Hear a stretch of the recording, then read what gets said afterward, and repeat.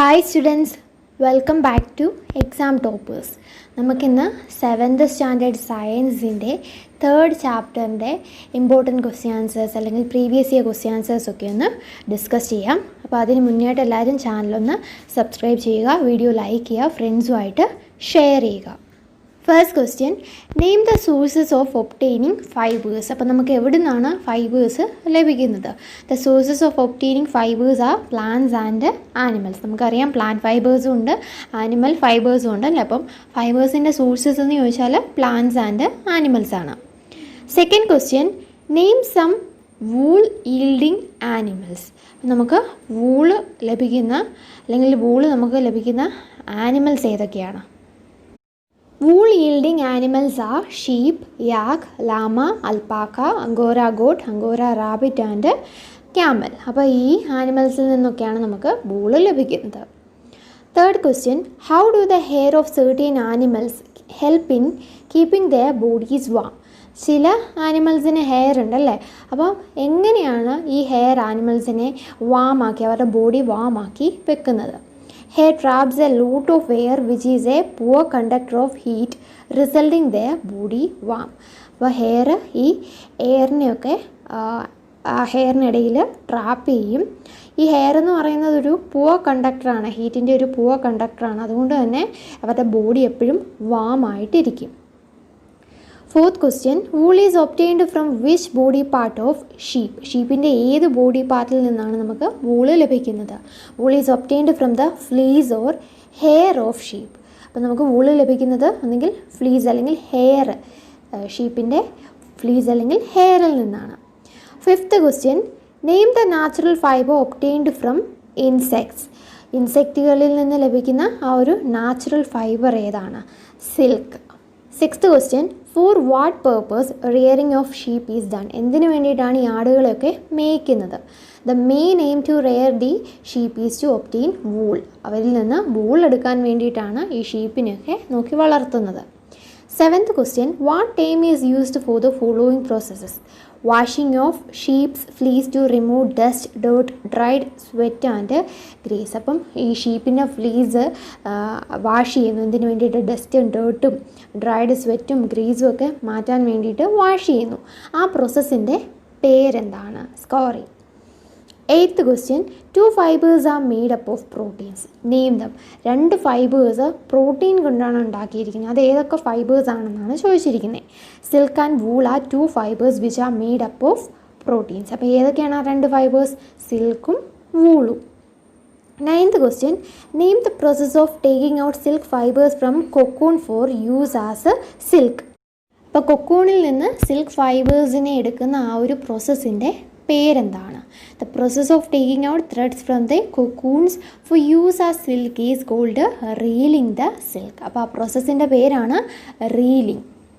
10th question, name the stage next to caterpillar in the life cycle of silk moth. അപ്പോൾ silk മോത്തിൻ്റെ ആ ഒരു life cycle നമ്മൾ text ബുക്കിൽ കണ്ടതാണല്ലേ. അപ്പോൾ കാറ്റർപില്ലർ കഴിഞ്ഞുള്ള ആ ഒരു സ്റ്റേജ് എന്താണെന്ന്? The stage next to caterpillar in the life cycle of silk moth is called pupa. അപ്പോൾ കാറ്റർപില്ലറിൽ നിന്ന് അത് നേരെ പ്യൂപ്പയാവും. അപ്പം നിങ്ങൾക്ക് ആ ഡയഗ്രാം തന്നിട്ടുണ്ട്, അതിൻ്റെ കൂടെ തന്നെ ഈ സ്റ്റേജസ് എന്തിൽ നിന്ന് എന്താവുന്നു എന്നുള്ള ആ ഓരോ സ്റ്റേജസും നിങ്ങളുടെ ടെക്സ്റ്റ് ബുക്കിൽ ഒരു ഡയഗ്രാം സഹിതം തന്നിട്ടുണ്ട്. അപ്പോൾ അത് വളരെ ഇമ്പോർട്ടൻ്റ് ആയിട്ടുള്ള ക്വസ്റ്റ്യൻ ആണ്. ചിലപ്പം ഈ ലൈഫ് സൈക്കിളിൻ്റെ ഡയഗ്രാം വരയ്ക്കാൻ വേണ്ടിയിട്ട് മാത്രമായിട്ടും ചിലപ്പോൾ നിങ്ങളോട് ക്വസ്റ്റ്യൻ ചോദിക്കും. 5 മാർക്കിനൊക്കെ ചോദിക്കാൻ ചാൻസ് ഉള്ളൊരു ക്വസ്റ്റ്യനാണ്. അപ്പോൾ ആ ഡയഗ്രാം അതിൻ്റെ കൂടെ തന്നെ ഓരോ സ്റ്റേജസും ഓർത്തു വെക്കുന്നത് നല്ലതായിരിക്കും. ഇനിയിപ്പോൾ ഡയഗ്രാം വരയ്ക്കാൻ പാടാണെങ്കിൽ പോലും ആ സ്റ്റേജസ് ആരോ മാർക്കിട്ട് അതൊന്ന് അടയാളപ്പെടുത്താനെങ്കിലും ഒന്ന് ഓർത്തിരിക്കണം. 11th question, which stage in the life cycle of silk moth is called cocoon. അപ്പം സിൽക്ക് മോത്തിൻ്റെ ആ ഒരു ലൈഫ് സൈക്കിളിൽ ഒരു സ്റ്റേജിൻ്റെ പേര് കൊക്കൂൺ എന്നാണല്ലേ. അത് ഏത് സ്റ്റേജ് ആണെന്നാണ് ചോദിച്ചിരിക്കുന്നത്. The covering of silk fibres inside which the caterpillar covers itself is called the cocoon. അപ്പോൾ സിൽക്ക് ഫൈബേഴ്സിനെയൊക്കെ കവർ ആവുന്ന, അതായത് കാറ്റർപില്ലർ സ്വയം ഒരു കവറിനുള്ളിൽ വരുന്ന ആ ഒരു സ്റ്റേജിൻ്റെ പേരാണ് കൊക്കൂൺ എന്ന് പറയുന്നത്.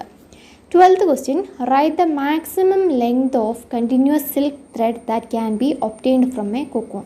ഒരു കൊക്കൂൺ ഉള്ളിൽ നിന്ന് നമുക്ക് ലഭിക്കാവുന്ന ഒരു സിൽക്ക് ത്രെഡിൻ്റെ മാക്സിമം ലെങ്ത് എത്രയാണെന്നാണ് ചോദിച്ചിരിക്കുന്നത്. The maximum length of continuous silk thread that can be obtained from A cocoon is more than that of 1000 feet continuous in length. അപ്പം 1000 feet നീളത്തിൽ നമുക്ക് ഒരു സിൽക്ക് ത്രെഡ് കണ്ടിന്യൂസ് ആയിട്ട് ഒരു കൊക്കൂണിൽ നിന്ന് എടുക്കാനായിട്ട് സാധിക്കും. 13th question, define the term selective breeding. Selective breeding എന്നുള്ള ആ ഒരു ടേമിനെ ഡിഫൈൻ ചെയ്യാനാണ് പറഞ്ഞിരിക്കുന്നത്. The process of breeding of selective parents for obtaining special characters in their offspring such as soft underhair in sheep is termed as selective breeding. അപ്പം select ചെയ്ത പേരൻസിനെ breed ചെയ്യിപ്പിച്ച് special ക്യാരക്ടേഴ്സൊക്കെ ഈ of സ്പ്രിങ്ങിൽ വരുത്തുന്ന ആ ഒരു പ്രോസസ്സിൻ്റെ പേരാണ് സെലക്റ്റീവ് ബ്രീഡിംഗ് എന്ന് പറയുന്നത്. അതായത് നല്ല ക്വാളിറ്റിയുള്ള അല്ലെങ്കിൽ നല്ല ക്യാരക്ടേഴ്സൊക്കെയുള്ള, ഇപ്പം ഷീപ്പിൻ്റെ കാര്യം തന്നെ നോക്കുകയാണെങ്കിൽ നല്ല സോഫ്റ്റ് ഹെയർ ഒക്കെ ഉള്ള നല്ല ഷീപ്പിനെ നോക്കി ബ്രീഡ് ചെയ്യിപ്പിച്ച് ഓഫ് സ്പ്രിങ്ങിനെ ലഭിക്കുന്ന, അല്ലെങ്കിൽ ഈ ഒരു പർപ്പസിന് തന്നെ, അതായത് റെയറിങ് എന്ന് പറയുന്ന ആ പർപ്പസിന് വേണ്ടി തന്നെയാണ് ഈ സെലക്റ്റീവ് ബ്രീഡിംഗ് നടത്തുന്നത്. അതായത് നല്ല ക്വാളിറ്റി വൂൾ ലഭിക്കണമെങ്കിൽ നല്ല ഹെയർ വേണം അല്ലേ, അപ്പോൾ അതിന് വേണ്ടിയിട്ട് തന്നെയാണ് ഈ സെലക്റ്റീവ് ബ്രീഡിങ്ങും നടത്തുന്നത്. 14th question, silk fiber belongs to which class of organic substance? Silk fibre organic സബ്സ്റ്റൻസിൻ്റെ ഏത് കാറ്റഗറിയിൽ വരുന്നതാണ്? Protein. 15th question, in the life history of silk moth as egg, larva, pupa, silk moth, which actually makes the silk fiber? അപ്പോൾ ഇവിടെ life history തന്നെ, silk മോത്തിൻ്റെ life history ഇവിടെ കാണിച്ചിരിക്കുകയാണ്. ഇതിലേതാണ് actually ഈ സിൽക്ക് ഫൈബർ ഉണ്ടാക്കുന്നതെന്നാണ് ചോദിച്ചിരിക്കുന്നത്. The lava of A silk moth makes the silk fibre. അപ്പം ലാവയിൽ നിന്നാണ് ഈ സിൽക്ക് ഫൈബർ നമുക്ക് ലഭിക്കുന്നത്. Okay, 16th question, silk yarn of different textures can be prepared. Define the statement. പല ടെക്സ്ചറിലുള്ള സിൽക്ക് യാൺ അല്ലെങ്കിൽ silk thread നമുക്ക് നിർമ്മിക്കാനായിട്ട് സാധിക്കും അല്ലേ? ആ ഒരു സ്റ്റേറ്റ്മെൻറ്റിനെ ഡിഫൈൻ ചെയ്യാനാണ് പറഞ്ഞിരിക്കുന്നത്. The silk yarn is obtained from the cocoon of silk moth. അപ്പോൾ സിൽക്ക് യാൺ നമുക്ക് ലഭിക്കുന്നത് സിൽക്ക് മോത്തിൻ്റെ കൊക്കൂണിൽ നിന്നാണ്. There is a variety of silk moths which look very different from one another and the silk yarn they yield is different in textures. Thus tasar silk, muga silk, kosa silk etcetera are obtained from cocoons spun by different types of moths. അപ്പം പല variety of silk moths ഉണ്ട്. അപ്പം ഓരോ silk മോത്തിൽ നിന്നും ഓരോ different texture അല്ലെങ്കിൽ എന്തെങ്കിലും differences ഉള്ള സിൽക്കായിരിക്കും നമുക്ക് ലഭിക്കുന്നത് അല്ലേ? അപ്പോൾ ടാസ silk, muga silk, Kosa silk എന്നൊക്കെ പറഞ്ഞ് വെറൈറ്റി ഓഫ് സിൽക്കാണ് പല കൊക്കൂണുകളിൽ നിന്ന് നമുക്ക് ലഭിക്കുന്നത്. അതായത് ഇഷ്ടം പോലെ variety of silk moths available ആണ്. അതുകൊണ്ട് തന്നെ ഓരോ കൊക്കൂൺസിൽ നിന്ന് ലഭിക്കുന്ന ഈ സിൽക്കിന് ഓരോരോ ടെക്സ്ചർ ആയിരിക്കും. 17th question, write the difference between natural silk and artificial silk. Natural സിൽക്കും ആർട്ടിഫിഷ്യൽ സിൽക്കും തമ്മിലുള്ള ഡിഫറൻസ് എന്താണ്? Natural silk is obtained from the cocoons of silk worms and it is made up of a protein. Natural silk നമുക്ക് ഈ silk വേംസിൻ്റെ കൊക്കൂൺസിൽ നിന്നാണ് ലഭിക്കുന്നത്. അതുപോലെ തന്നെ അതൊരു പ്രോട്ടീനാണ്. Natural silk is an animal fiber. Artificial silk is obtained from wood pulp and it is made up of modified plant material cellulose. അപ്പം natural silk എന്ന് പറയുന്ന ഒരു ആനിമൽ ഫൈബറാണ്. ഡയറക്റ്റായിട്ട് നമ്മൾ ഈ സിൽക്ക് വേംസിൽ നിന്ന് എടുക്കുന്നതാണ് അല്ലേ? പക്ഷേ ആർട്ടിഫിഷ്യൽ സിൽക്ക് വുഡ് പൾപ്പിൽ നിന്നാണ് ലഭിക്കുന്നത്. അതായത് ഒരു മോഡിഫൈഡ് പ്ലാന്റ് മെറ്റീരിയൽ കൊണ്ടാണ് ഇത് നിർമ്മിച്ചിരിക്കുന്നത്. സെല്ലുലോസ് എന്ന് പറയുന്ന ഒരു പ്ലാന്റ് മെറ്റീരിയൽ കൊണ്ടാണ് ഇത് നിർമ്മിച്ചിരിക്കുന്നത്. If we perform the burning test, then natural silk fiber burns giving a smell of burning hair while artificial fiber burns giving a smell of burning paper. ഇപ്പോൾ രണ്ട് സിൽക്ക് ഫൈബേഴ്സ്, അതായത് നാച്ചുറലും artificial സിൽക്കും നമ്മളെടുത്ത് burn ചെയ്ത് നോക്കുകയാണെങ്കിൽ ഈ natural silk ഫൈബറിന് ഒരു hair കത്തുന്ന ടൈമിലുള്ള സ്മെല്ലായിരിക്കും natural silk fibre കത്തുമ്പം വരുന്നത്. പക്ഷേ ആർട്ടിഫിഷ്യൽ സിൽക്ക് ഫൈബറിനാണെങ്കിലോ അതൊരു പേപ്പർ ബേൺ ചെയ്യുമ്പം വരുന്ന ഒരു സ്മെല്ലായിരിക്കും ഇത് കത്തുമ്പം വരുന്നത്. അപ്പം ഇവിടെ ഡിഫറൻസസ് എടുത്തെടുത്ത് നമ്മൾ ഒരു ബോക്സിനകത്താക്കി പറയുന്നതായിരിക്കും നല്ലത്. ഇവിടെ 3 ഡിഫറൻസോളം ഞാനിങ്ങനെ സെൻറ്റൻസ് ആയിട്ടാണ് കൊടുത്തിരിക്കുന്നത്. നിങ്ങൾ ഒരു ബോക്സിനകത്താക്കി എഴുതണം. 18th question, Soter's disease is an occupational hazard. Explain. അപ്പോൾ നമ്മളിനി Soter's disease എന്ന് പറയുന്ന ഒരു occupational hazardനെ കുറിച്ചാണ് ഡിസ്കസ് ചെയ്യാൻ പോകുന്നത്. Wool industry is an important source of livelihood for many people in our country. The people who do the job of sorting the fleece of sheep into fibers of different qualities are called sorters. അപ്പം ഈ wool industry എന്ന് പറയുന്നത് നമ്മുടെ രാജ്യത്ത് ഒരുപാടുണ്ട്. മിക്ക ആൾക്കാരും ഇതിനെ ഡിപ്പെൻഡ് ചെയ്താണ് ജീവിക്കുന്നത് തന്നെ. അപ്പോൾ അവിടെ ചെയ്യുന്ന സോർട്ടിങ് എന്ന് പറയുന്ന ആ ഒരു പ്രോസസ്സ്, അതായത് ഷീപ്പിൻ്റെ ഫ്ലീസ് സെപ്പറേറ്റ് ചെയ്യുന്ന ആ ഒരു പ്രോസസ്സാണ് അതിനെ ഫൈബറായിട്ട് മാറ്റുക. ഓക്കെ, അങ്ങനെ ചെയ്യുന്ന ആൾക്കാരെയാണ് സോർട്ടേഴ്സ് എന്ന് പറയുന്നത്. The sorter's job is very risky because sometimes they get infected by the bacteria called anthrax, which causes a deadly blood disease called sorter's disease. പക്ഷേ ഇവർ വളരെ റിസ്കി ആയിട്ടുള്ളൊരു ജോബാണ് ചെയ്യുന്നത്. എന്താണെന്ന് വെച്ചാൽ ഇവർക്ക് ഒരു ബാക്ടീരിയ വഴി ഇൻഫെക്ഷൻ ലഭിക്കാനായിട്ടുള്ള ചാൻസ് ഉണ്ട്. ആ ബാക്ടീരിയയുടെ പേരാണ് ആന്ത്രാക്സ് എന്ന് പറയുന്നത്. അപ്പോൾ ഇങ്ങനെ ഇവർക്ക് ആ ആന്ത്രാക്സ് ബാക്ടീരിയ വഴി ഒരു ഇൻഫെക്ഷൻ ലഭിക്കുന്നതിൻ്റെ പേരാണ് സോർട്ടേഴ്സ് ഡിസീസ് എന്ന് പറയുന്നത്. അതൊരു ബ്ലഡ് ഡിസീസാണ്. അപ്പോൾ സോർട്ടേഴ്സ് ഡിസീസ് എന്ന് പറയുന്നത് ഒരു ഒക്യുപ്പേഷണൽ ഹസാർഡ് തന്നെയാണ്. കാരണം ഈ വൂൾ ഇൻഡസ്ട്രിയിൽ നിന്നാണ് ഈ സോർട്ടേഴ്സിന് ഈ ഒരു ഡിസീസ് ലഭിക്കുന്നത് അല്ലേ. അപ്പോൾ അതുകൊണ്ട് തന്നെ അതൊരു ഒക്യുപ്പേഷണൽ ഹസാർഡായിട്ട് നമുക്ക് പറയാൻ പറ്റും. 19th question, write a short note on how first silk industry began in China. അപ്പോൾ ചൈനയിൽ എങ്ങനെയാണ് ആദ്യത്തെ ഒരു സിൽക്ക് ഇൻഡസ്ട്രി വന്നത്, ആ ഒരു ഹിസ്റ്ററിയാണ് ഇവിടെ ചോദിച്ചിരിക്കുന്നത്.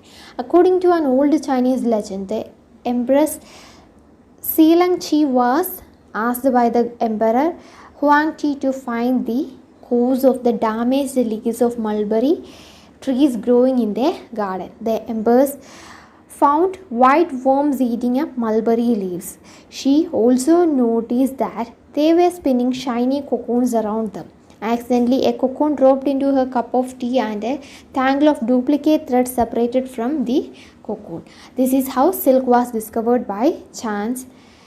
In this way, the first silk industry began in China.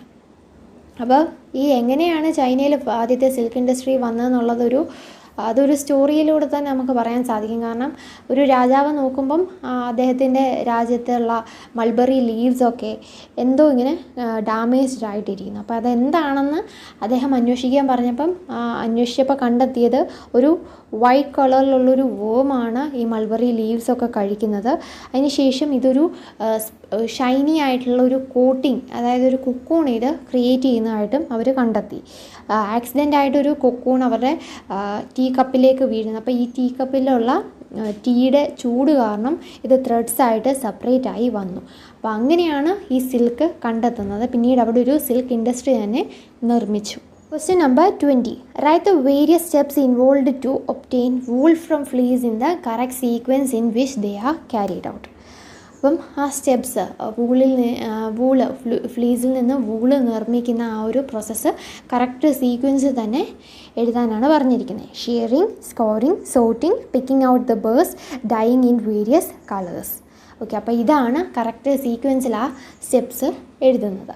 Question number 21. Describe the steps involved in the production of silk.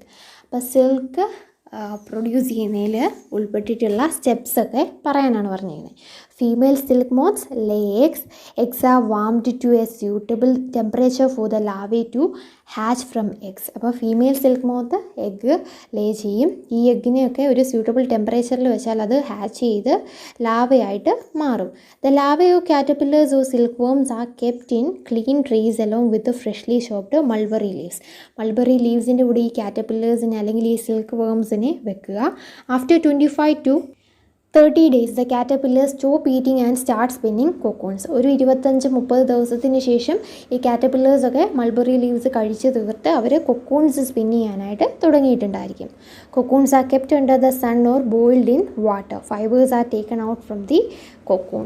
പിന്നീട് ഈ കൊക്കൂണ് സണ്ണിൻ്റെ കീഴിൽ അല്ലെങ്കിൽ തിളയ്ക്കുന്ന വെള്ളത്തിലേക്ക് ഇടുക. അവിടെ നിന്ന് നമുക്ക് ഈ ഫൈബേഴ്സ് പുൾ ഔട്ട് ചെയ്യാനായിട്ട് സാധിക്കും. ഇത് വളരെ ഷോർട്ടായിട്ട് സ്റ്റെപ്സ് തന്നിരിക്കുന്നതാണ്. വലിയ മാർക്കിനൊക്കെ ചോദിക്കുകയാണെങ്കിൽ ഇത്രയും മാത്രം എഴുതിയാൽ പോരെ. ഇത് ജസ്റ്റ് നമുക്ക് മനസ്സിലാക്കാൻ വേണ്ടിയിട്ട്, അല്ലെങ്കിൽ ഇൻ കേസ് 2 മാർക്കിന് വല്ലതും ചോദിച്ചാൽ ഇങ്ങനെ സ്റ്റെപ്സ് എഴുതിയാൽ മതി. അല്ലാന്നുണ്ടെങ്കിൽ ഇത് എക്സ്പ്ലെയിൻ ചെയ്ത് തന്നെ എഴുതണം. ഇത് ജസ്റ്റ് ഡയറക്റ്റായിട്ട് സ്റ്റെപ്പ് വൈസ് ചെയ്യാൻ കൊടുത്തിട്ടേ ഉള്ളൂ. Question number 22. Cocoon is used to obtain silk thread. How. കൊക്കൂണിൽ നിന്നാണ് നമ്മൾ സിൽക്ക് ത്രെഡ് എടുക്കുന്നത് അല്ലേ? എങ്ങനെ? A pile of cocoon is used for obtaining silk fibre. The cocoon are kept under the sun, boiled water or exposed to steam. The silk fibres separate out. The process of taking out threads from the cocoon for use as silk is called the reeling the silk. അപ്പം ഈ കൊക്കൂണിൽ നിന്ന് silk thread എടുക്കുന്ന ഈ പ്രോസസ്സിനെയാണ് reeling the silk എന്ന് പറയുന്നത്. അപ്പം ഹീറ്റിലൂടെയാണ് നമുക്ക് ഈ കൊക്കൂണിൽ നിന്ന് സിൽക്ക് ഫൈബേഴ്സിനെ സെപ്പറേറ്റ് ചെയ്യാനായിട്ട് സാധിക്കുന്നത്. ഒന്നുകിൽ അത് സണ്ണിൻ്റെ കീഴിൽ വെക്കുക, അല്ലെങ്കിൽ തിളയ്ക്കുന്ന വെള്ളത്തിലേക്ക് ഇടുക, അല്ലെങ്കിൽ സ്റ്റീം ചെയ്യുക. ഇങ്ങനെ എന്തെങ്കിലും ഒരു കാര്യം ചെയ്യുന്നതിലൂടെ, ടെമ്പറേച്ചർ അപ്ലൈ ചെയ്യുന്നതിലൂടെ ഈ സിൽക്ക് ഫൈബേഴ്സിനെ സെപ്പറേറ്റ് ചെയ്യാനായിട്ട് സാധിക്കും. Question number 23. Name different types of silk. Which variety of silk is most common and how it is obtained? അപ്പം ഡിഫറെൻറ്റ് ടൈപ്സ് ഓഫ് സിൽക്ക് ഉണ്ട് അല്ലേ? അതിൽ ഏറ്റവും കോമൺ ആയിട്ടുള്ള വെറൈറ്റി ഏതാണ്? അതെങ്ങനെയാണ് ഒബ്റ്റെയിൻ ചെയ്യുന്നത്? Different types of silk are mulberry silk, tasar silk, muga silk and kosa silk. അപ്പം നമ്മൾ നേരത്തെ പറഞ്ഞ പോലെ തന്നെ ഇതൊക്കെയാണ് ഡിഫറെൻറ്റ് വെറൈറ്റി ഓഫ് സിൽക്ക് എന്ന് പറയുന്നത്. The most common variety of silk is mulberry silk. It is obtained from the cocoons of mulberry silk worm and is made up of protein. It is a natural silk and is an animal fibre. അപ്പോൾ ഏറ്റവും common ആയിട്ടുള്ളത് mulberry സിൽക്കാണ്. അതായത് mulberry silk വർമിൽ നിന്ന്, അവരുടെ കൊക്കൂണിൽ നിന്ന് എടുക്കുന്ന സിൽക്കാണിത്. ഇതൊരു പ്രോട്ടീനാണ്. അതുപോലെ തന്നെ ഇതൊരു നാച്ചുറൽ സിൽക്കും ഒരു ആനിമൽ ഫൈബറും കൂടി ആണ്. ഇനിയും കുറച്ച് ക്വസ്റ്റ്യൻ ആൻസേഴ്സ് കൂടിയുണ്ട്. അത് നമുക്ക് അടുത്ത ഒരു വീഡിയോയിൽ കാണാം. അതുവരെ എല്ലാവരും ചാനൽ സബ്സ്ക്രൈബ് ചെയ്ത് വീഡിയോ ലൈക്ക് ചെയ്ത് ഫ്രണ്ട്സുമായിട്ട് ഷെയർ ചെയ്ത് നോട്ടിഫിക്കേഷൻസ് ഒക്കെ ഓൺ ചെയ്ത് വെക്കുക. പിന്നെ പൊളിറ്റിക്സിൻ്റെയും ജോഗ്രഫിയുടെയും ഹിസ്റ്ററിയുടെയും മലയാളത്തിൻ്റെയും ഒക്കെ ക്ലാസ് അറ്റൻഡ് ചെയ്യാനായിട്ട് കുഞ്ഞീസ് ക്ലാസ് എന്ന് പറയുന്ന യൂട്യൂബ് ചാനൽ കൂടി സബ്സ്ക്രൈബ് ചെയ്ത് വീഡിയോസൊക്കെ കാണുക. കുഞ്ഞീസ് ക്ലാസ്സിൻ്റെ ലിങ്ക് താഴെ ഡിസ്ക്രിപ്ഷൻ ബോക്സ് ഉണ്ട്. അപ്പോൾ ഡയറക്റ്റായിട്ട് ആ ലിങ്കിൽ ക്ലിക്ക് ചെയ്യുക, ചാനലിലേക്ക് വരിക, നിങ്ങൾക്ക് ആവശ്യമായിട്ടുള്ള ക്ലാസ്സൊക്കെ അറ്റൻഡ് ചെയ്യുക.